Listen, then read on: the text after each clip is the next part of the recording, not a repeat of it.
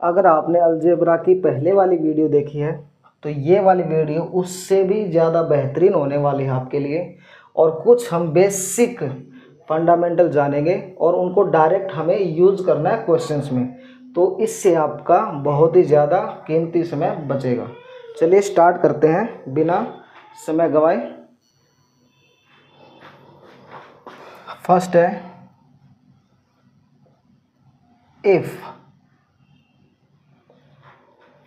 x plus 1/x, अगर वो आपको a के बराबर दे दे, a कोई भी टर्म हो सकती है, x एंड y भी कोई भी कंपोनेंट आपके हो सकते हैं, देन आपसे कई टाइप के क्वेश्चन पूछेगा। आपसे पूछेगा कि बताइए अगर x plus 1/x is equal to a दे रखा है तो x माइनस 1/x किसके बराबर होगा। तो आपको डायरेक्ट याद रख लेने हैं ये फॉर्मूले, ठीक है। डायरेक्ट आपको यूज़ इनका याद रख लेना है। किसके बराबर होता है, a² माइनस 4। क्यों होता है वो भी बताऊंगा अभी, ठीक है। ऐसे ही आपसे पूछेगा x² प्लस 1/x² किसके बराबर होगा अगर x plus 1/x is equal to 1 दे रखा हो। तो याद रखिएगा ये होता है a² माइनस 2 के बराबर, ठीक है। ऐसे ही आपसे पूछेगा, क्या पूछेगा, x³ प्लस 1/x³ किसके बराबर होता है, ठीक है। और वो किसके बराबर होता है, a³ माइनस 3a के बराबर होता है। ये जो डायरेक्ट रिजल्ट लिखे जा रहे हैं इनको आपको लर्न करना है, याद करना है। ये बहुत ही ज़्यादा यूज़फुल होने वाले हैं जब आप इन क्वेश्चंस को सोल्व करोगे। अगर आपको ये दे रखा है x प्लस 1/x, तो ये 3 टर्म्स आप डायरेक्ट वैल्यू रख करके निकाल सकते हो। कैसे निकालना है, डायरेक्ट आपको फॉर्मूला लगा करके हमने इनको थोड़ा सा मॉडिफाई कर लिया, छोटा बना लिया है। अगर इसको फॉर्मूले से ओपन करोगे तो थोड़ा सा टाइम लगने वाला है, ठीक है। आपको फॉर्मूले भी याद रखने हैं और इनके जो डायरेक्ट रिजल्ट हैं इनको भी याद रखना है, ठीक है। इसको खोल के देखोगे तो यही वाले निकल के आएंगे। अगर x² प्लस 1/x² निकालना है तो इसका स्क्वायर कर लो, x² प्लस 1/x का square plus 2 into x 1/x is equal to a का स्क्वायर, ठीक है। x से x कैंसिल हो जाएगा, 2 बचेगा और 2 इस तरफ जाएगा तो माइनस का 2 हो जाएगा। अगर आपको इनको फॉर्मूलाज के द्वारा भी करना चाहो तो इजीली कर सकते हो, लेकिन अभी के लिए आपको ये डायरेक्ट फॉर्मूलाज और उनके रिजल्ट याद रखने हैं। ऐसे ही ये है हमारा x प्लस 1/x बराबर a दे रखा हो, तो ऐसे ही आपसे पूछेगा कि अगर if x minus 1/x is equal to a हो,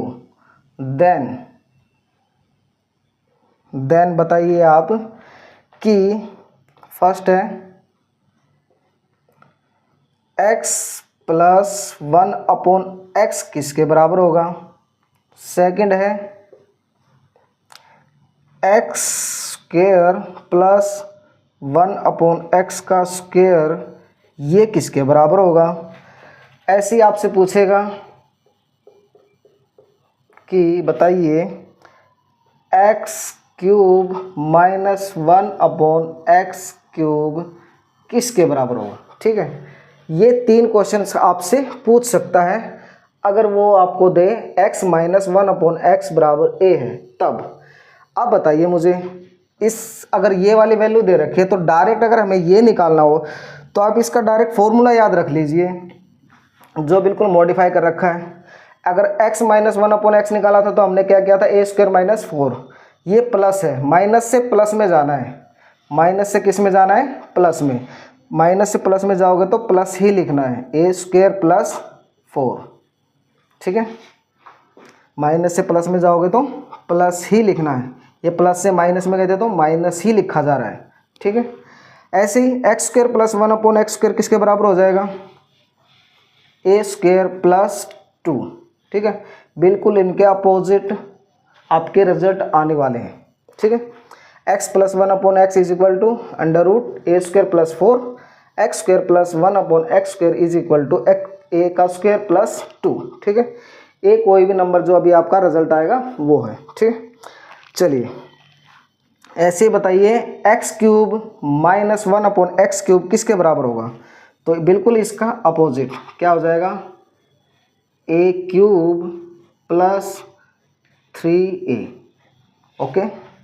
ए क्यूब प्लस 3a, ये डायरेक्ट इनके रिजल्ट हैं जो आपको क्वेश्चंस को सोल्व करने में आसानी रहने वाली। चलिए थोड़ा और आगे बढ़ते हैं।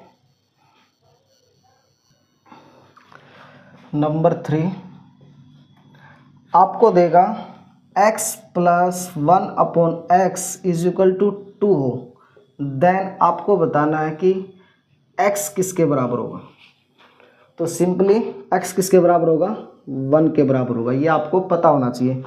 x की जगह 1 रखोगे, यहाँ पर भी 1 रखोगे तो 1 + 1 2 आ जाएगा। तो x किसके बराबर आ जाएगा, 1 के बराबर। आपसे ऐसे ही पूछेगा अगर x प्लस 1/x दे रखा हो -2 के बराबर, देन x किसके बराबर होगा। तो क्या करोगे, x की जगह -1 रख लो, -1 तो x की वैल्यू क्या आ जाएगी आपकी -1। ये आपको पता होना चाहिए, डायरेक्ट रिजल्ट है ये। आप जब क्वेश्चन सोल्व करोगे तो आपको डायरेक्ट वैल्यू निकल जाएंगी।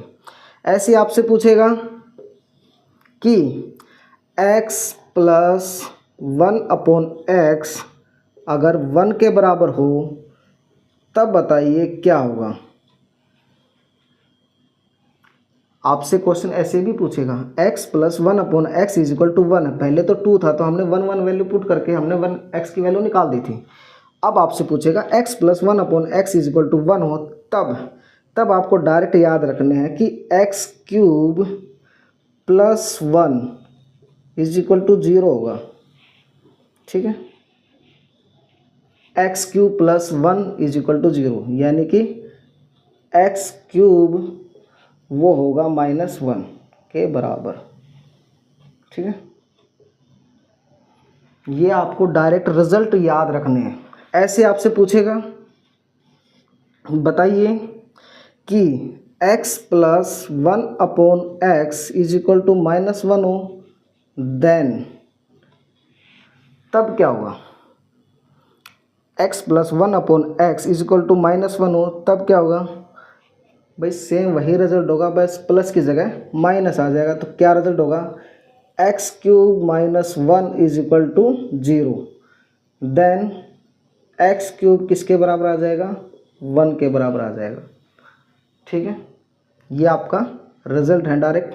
अगर x plus 1/x is equal to 1 हो तब क्या होगा, x cube is equal to -1 होगा।